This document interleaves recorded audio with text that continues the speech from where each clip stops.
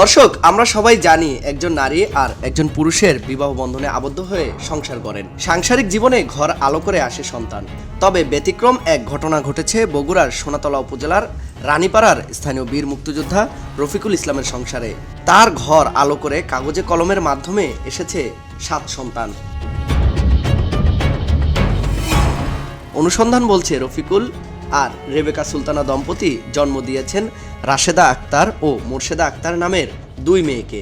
মেয়েদের ইতোমধ্যে বিয়েও দিয়েছেন।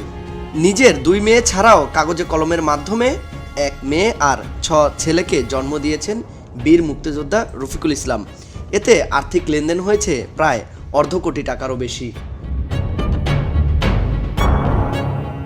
নিজ 2 মেয়ের ভাগ্যে তেমন কিছু না জুটলেও কাগজে জন্ম নেয়ারা সোনার হরিণ পেয়েছেন। পুলিশ, ফায়ার সার্ভিস, সমাজসেবা সহ সরকারি গুরুত্বপূর্ণ চেয়ারে বসেছেন এসব সোনার দুলালেরা।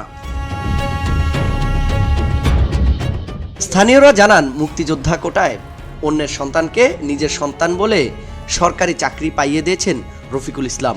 মুক্তিযোদ্ধার সাইনবোর্ড ব্যবহার করে রফিকুল ইসলাম এ ব্যবসা করছেন দীর্ঘদিন ধরে। এছাড়াও তিনি নানা অপকর্মে লিপ্ত বলেও জানান তারা।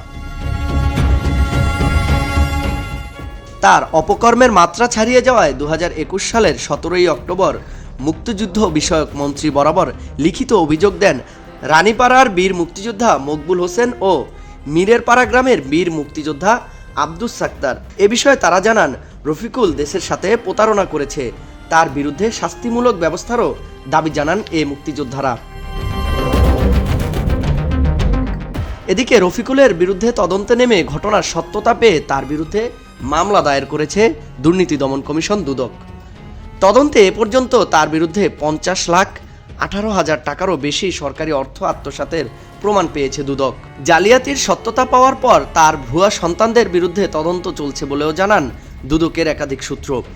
এ বিষয়ে বীর মুক্তিযোদ্ধা রফিকুল ইসলামের মুঠোফোনে যোগাযোগ করা হলে তিনি জানান, এটার জন্য কাজ যাবো। এখন ব্যাপার হলে কি বারবার কে বা কারা আমার এই ইয়েটা করেছে, কেন কি কারণে তারা ইয়েটা করেছে, আমি তোমাদের সবগুলো দেখে আমি তার কাছে প্রমাণ চাবো। আমার 2 ভাতিজা 1 ভাগিনা পালছে, এটা প্রধানমন্ত্রী পর্যন্ত জানে, আমার মুক্তিযোদ্ধা বিষয়ক মন্ত্রী জানে, সবগুলোর কাছে আমার কাগজ দেওয়া আছে যে আমি পাচ্ছি। আমার সম্মানকে ক্ষুণ্ণ করার জন্য এই কাজগুলো করা হচ্ছে। আপনার ওরসজাত সন্তান আসলে কতজন, আসলে যে আপনার জন্মদাতা? 2 মেয়ে, আমার 2 মেয়ে।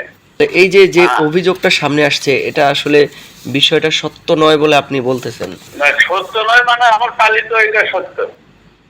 এটা তো আমি সবখানে স্বীকারই করে গেছি। আমি তো আর ওটার অন্ধকারে লুকে রাখিনি।